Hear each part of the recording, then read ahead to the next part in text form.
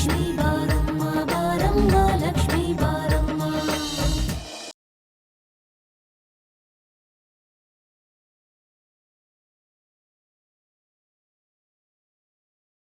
ಲಕ್ಷ್ಮಿ, ಸಮಾಧಾನ ಮಾಡ್ಕೊ. ನೋಡು, ಆದಷ್ಟು ಬೇಗ ನೀನು ಹಳ್ಳಿಗೆ ಹೊರಡು. ನಾನೇ ಕಾರ್ ತರ್ತೀನಿ. ಬೇಡ, ನೀವೇನು ಮಾಡಬೇಡಿ. ನಾನು ಹಳ್ಳಿಗೆ ಹೋಗಿ ನನ್ನ ತಾತಮ್ಮನ ಕಡೆ ಸಲ ನೋಡ್ತೀನಿ. ಹಾಗೆ ನಿಮ್ಗೂ ಒಂದು ಮಾತು ಹೇಳ್ತೀನಿ. ತಾತಮ್ಮ ಹೇಳ್ತು ಅಂತ ನೀವು ಈ ತಾಳಿ ಕಟ್ಟಿದ್ರಿ. ನಾನು ಇದನ್ನ ನಾನು ಸಾಯೋ ತನಕ ಕಟ್ಕೊಂಡಿರ್ತೀನಿ. ಆದ್ರೆ ನಾವಿಬ್ರು ಭೇಟಿ ಆಗೋದಿದೆ ಕಡೆ ಸಲ. ನಿಮ್ಮನ್ ಕೈ ಮುಗದ್ ಕೇಳ್ಕೊಳ್ತೀನಿ. ಇನ್ ಯಾವತ್ತಾದ್ರೂ ನಾನು ಸಿಕ್ಕಿದ್ರು ಕೂಡ ಗೊತ್ತಿಲ್ದಿರೋರ್ ತರ ಹೊರಟೋಗಿ.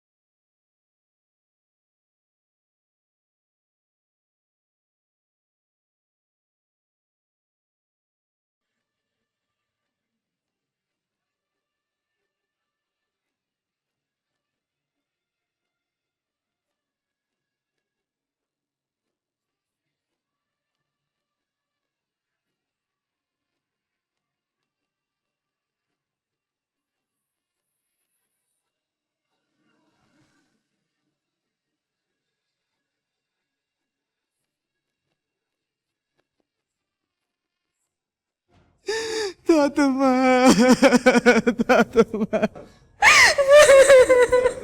ತಾತಮ್ಮ ತಾತಮ್ಮ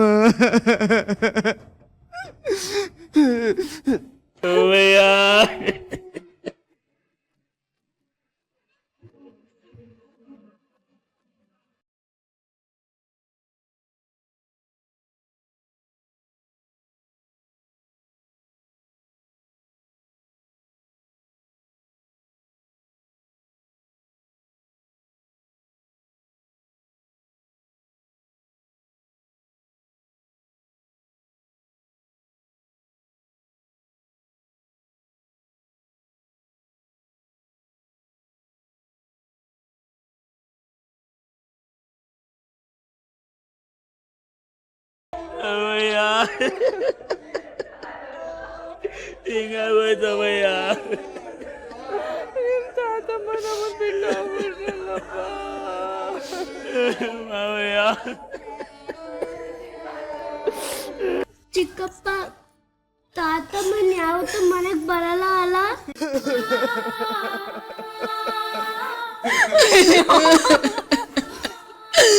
ಬರಲ್ಲ ಕಣಪ್ಪ. ಅದ್ಯಾವ್ರ ಹತ್ರ ಹೊರಟೋಗ್ಬಿಟ್ರೆ ಪುಣ್ಯಾತೀತಿ. ಜೀವ ಇರೋ ಗಂಟ ಕೇಳಿದವ್ರಿಗೆ ಇಲ್ಲ ಅಂತಿರ್ಲಿಲ್ಲ. ಕೈ ಚಾಚಿದ್ರೆ ಬರೀ ಇಲ್ಲಿ ಯಾರನ್ನ ಕಳಿಸ್ತಾ ಇರ್ಲಿಲ್ಲ.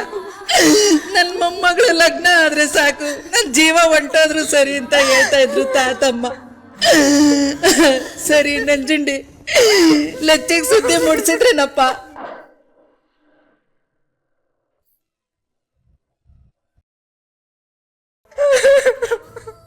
ಆ ಹುಡುಗಿ ಬರೋರ್ಗು ಅಪ್ಪ ಮಾಡ್ಬೇಡ್ರಿ ಕಣ್ರಪ್ಪ. ಆ ಹುಡುಗಿ ಮೇಲೆ ಪ್ರಾಣನೇ ಮಾಡಿಕೊಂಡಿದ್ದಿ ತಾತಮ್ಮ. ತಡ ಆದ್ರೂ ಪರವಾಗಿಲ್ಲ, ಕಾಯನ್ರಪ್ಪ ಎಲ್ಲ. ಚಿಕ್ಕಪ್ಪ, ಲಚ್ಚಕ್ಕ ಬಂದೇ ಬರ್ತಾಳಲ್ವಾ?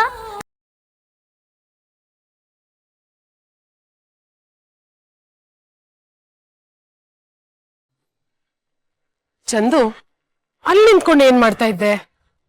ಏನಿಲ್ಲಮ್ಮ, ಸುಮ್ಮನೆ ನಿಂತಿದ್ದೆ. ದೇವಸ್ಥಾನಕ್ ಬಂದೆ, ದೇವ್ರಿಗೆ ಕೈ ಮುಗ್ದೆ.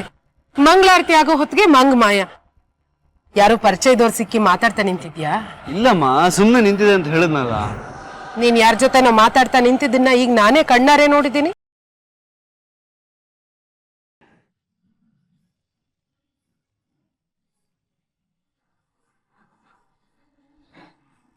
ನೀನ್ ಯಾರ ಜೊತೆನೋ ಮಾತಾಡ್ತಾ ನಿಂತಿದ್ದನ್ನ ಈಗ ನಾನೇ ಕಣ್ಣಾರೆ ನೋಡಿದ್ದೀನಿ.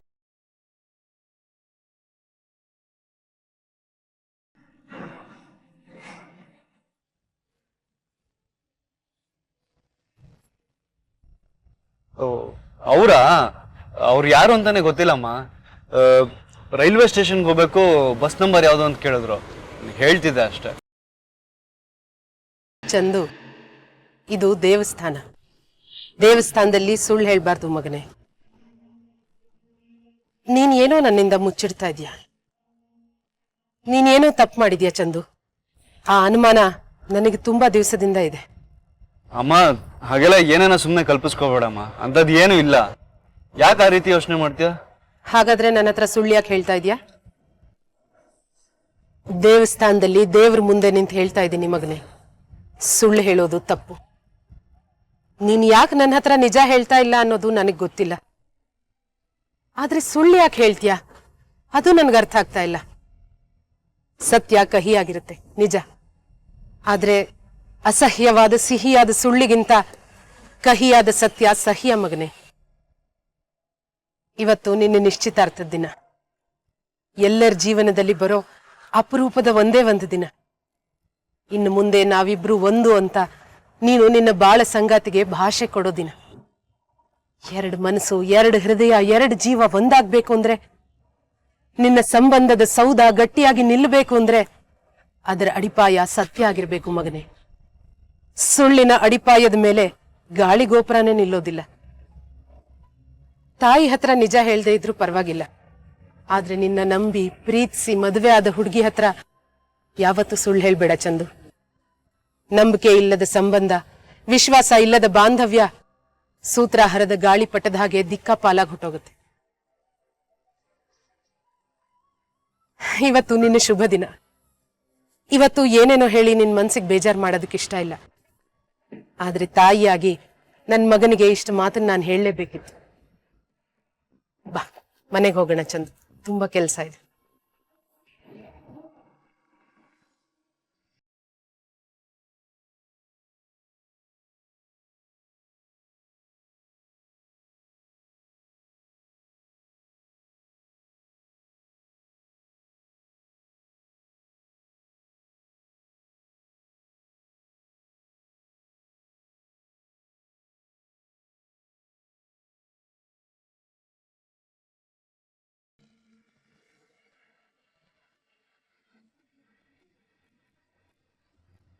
ಶಾನ್ ಬೊಗ್ರೆ, ಗಟ್ಟಿ ಜೀವ, ಗಟ್ಟಿ ಜೀವ, ಮಲಗಲಿಲ್ಲ, ಹೊರಗಲಿಲ್ಲ.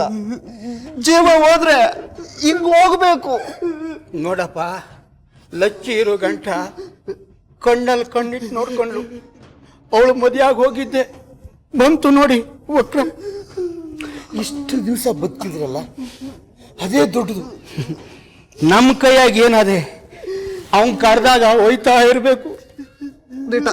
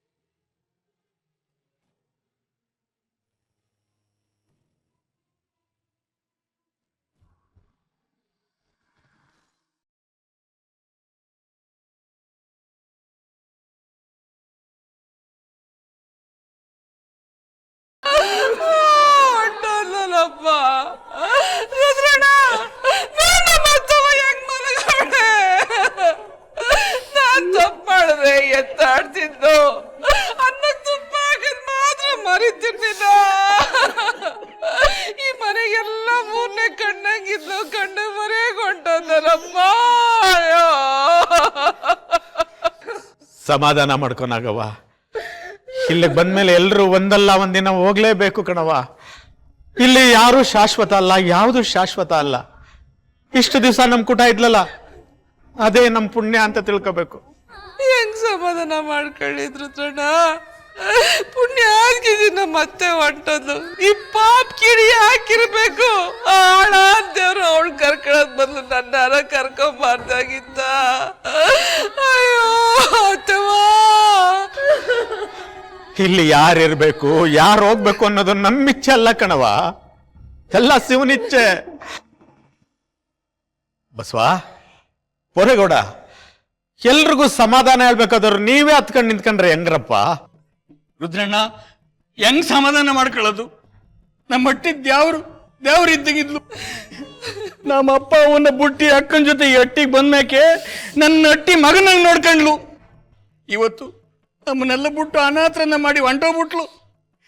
ನಮ್ಮ ಹಟ್ಟಿದ್ ದೇವ್ರು ಹೆಂಗ್ ಮಲ್ಗದ ನೋಡು ರುದ್ರಣ್ಣ. ಇನ್ನೊಂದು ಜನ್ಮ ಅಂತಿದ್ರೆ ಈ ತಾಯಿ ಹೊಟ್ಟೆನಾಗೆ ಹುಟ್ಬೇಕು ನಾನು. ಅದು ನನ್ನ ಆಸೆ. ಆ ಕೇಟರ್ಸ್ ಎಲ್ಲ ಬಂದ್ಬಿಡ್ತಾರೆ, ಅವ್ರಿಗೆ ಎಲ್ಲಿ ಜಾಗ ನೀವು ತೋರಿಸ್ಬೇಕು. ಹೊರಟ್ವಿ, ನಾವ್ ಇನ್ನೊಂದು 2 ನಿಮಿಷದಲ್ಲಿ ಹೊರಡ್ತೀವಿ. ಲಗೇಜ್ ಎಲ್ಲ ಕಾರಲ್ಲಿ ಇಡ್ಸಾಯ್ತಾ? ಓ, ಆಗ್ಲೇ ಇಟ್ಟಾಯ್ತು.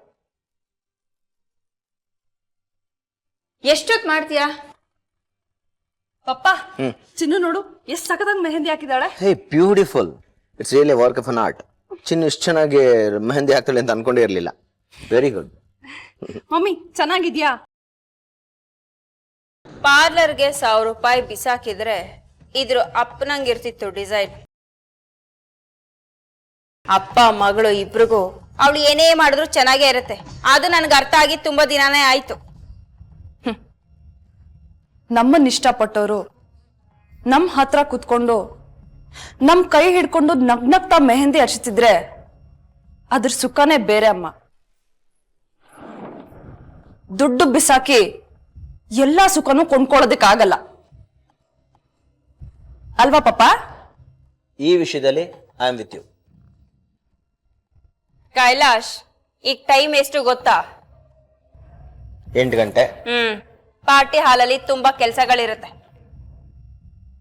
ಪಪ್ಪ ತಾಳು, ಚಿನ್ನು ಇನ್ನೂ ಬಂದಿಲ್ಲ. ಚಿನ್ನು ದೇವಸ್ಥಾನಕ್ಕೆ ಹೋಗಿ ಬೇಗ ಬಂದ್ಬಿಡ್ತೀನಿ ಅಂತ ಹೇಳಿ ಹೋದ್ಲಮ್ಮ.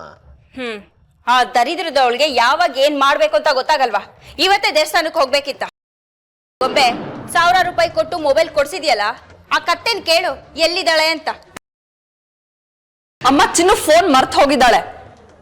ಛೇ, ಅವಳು ಎಷ್ಟು ಸಲ ಹೇಳಿದ್ರು ಬುದ್ಧಿನೇ ಬರಲ್ಲ. ಮಂಗನ್ ಕೈಲಿ ಮಾಣಿಕ್ಯ ಕೊಟ್ಟಾಗ ಆಯ್ತು. What is this nonsense Kailash? ಏನ್ ನೀವಿಬ್ರು ನನ್ನ ಜೊತೆ ಆಟ ಆಡ್ತಾ ಇದ್ದೀರಾ? ಇವತ್ತು ನನ್ನ ಮಗಳು ಎಂಗೇಜ್ಮೆಂಟ್. ಎಲ್ಲದಕ್ಕೂ ಒಂದು ಒಳ್ಳೆ ಮುಹೂರ್ತ ಅಂತಿರುತ್ತೆ. ಯಾವಳೋ ಕೆಲಸದವಳಿಗೋಸ್ಕರ ನನ್ ಕಾಯಷ್ಟು ತಾಳ್ಮೆ ಇಲ್ಲ.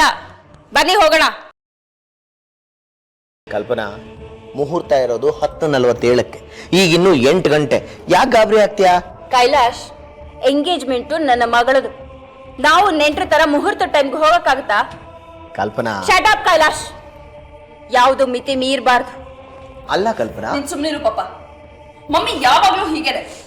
ಚಿನ್ನು ವಿಷಯ ಬಂದಾಗೆಲ್ಲ ಕಾಲ್ ಕೇಳ್ಕೊಂಡು ಜಗಳಕ್ಕೆ ಬರ್ತಾರೆ. ಇದು ಇಡೀ ಜಗತ್ಗೆ ಗೊತ್ತು. ಅಕ್ಕ, ಚಿನ್ನು ನೋಡು, ನೀನ್ ಹಾಕಿರೋ ಮೆಹಂದಿ ಎಷ್ಟು ಚೆನ್ನಾಗಿ ಬಂದಿದೆ. Thank you. ಚಿನ್ನು,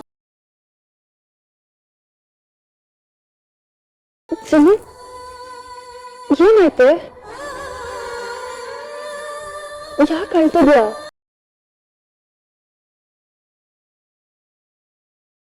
ಚಿನ್ನು ಏನಾಯ್ತು ಅಂತ ಹೇಳು. ಅಕ್ಕ, ನನ್ನ ತಾತಮ್ಮ ತೀರೋಯ್ತಂತೆ.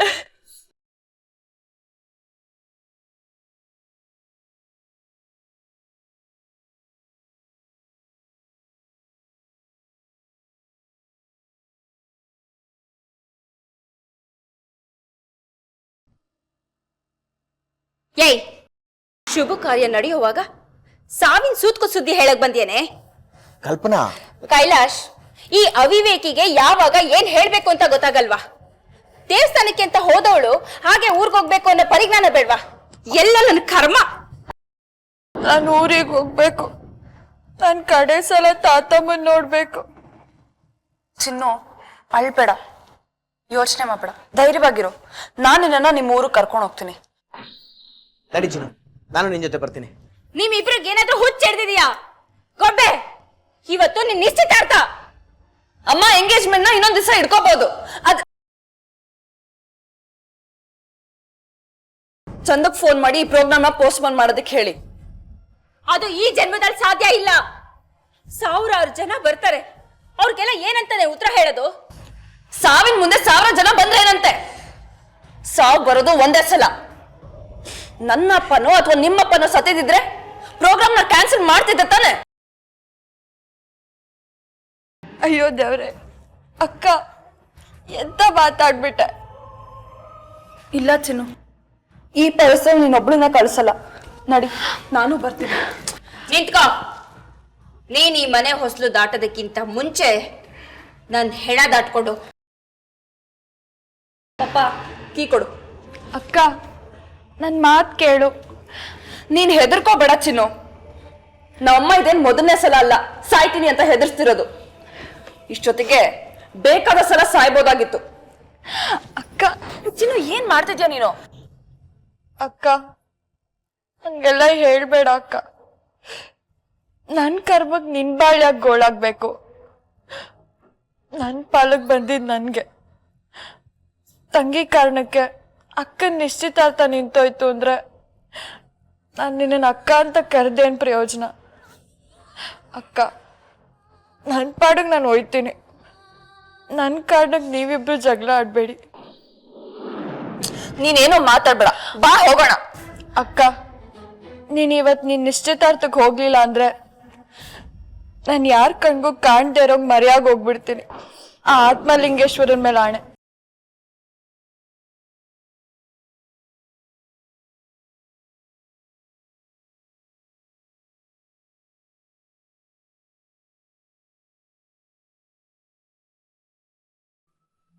ಹಲೋ, ಜ್ಯೋತಿ ಟ್ರಾವೆಲ್ಸ್, ನಾನು ಕೈಲಾಶ್ ಮಾತಾಡ್ತಿರೋದು. ಇಮಿಡಿಯೇಟ್ ಆಗಿ ನಮ್ಮನೆ ಹತ್ರ ಒಂದು ಟ್ಯಾಕ್ಸಿ ಕಳಿಸಿ. ಹೌದು, urgent. Thank you. Chinnu, taxi ಬರುತ್ತೆ. ನಿಮ್ಮ ಊರಿಗೆ ಹೋಗಿ ಅದೇನು ಕೆಲಸ ಇದೆ ಮುಗಿಸ್ಕೊಂಡು ಅದೇ ಟ್ಯಾಕ್ಸಿಲಿ ಮತ್ತೆ ಬಾ. ಓಕೆ?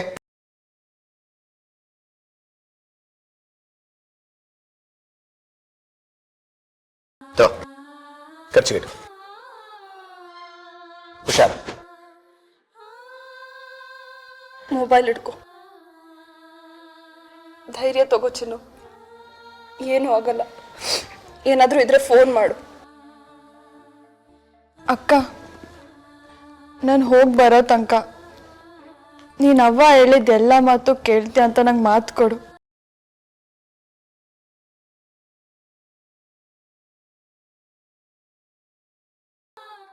ಸರಿ ಚಿನ್ನು.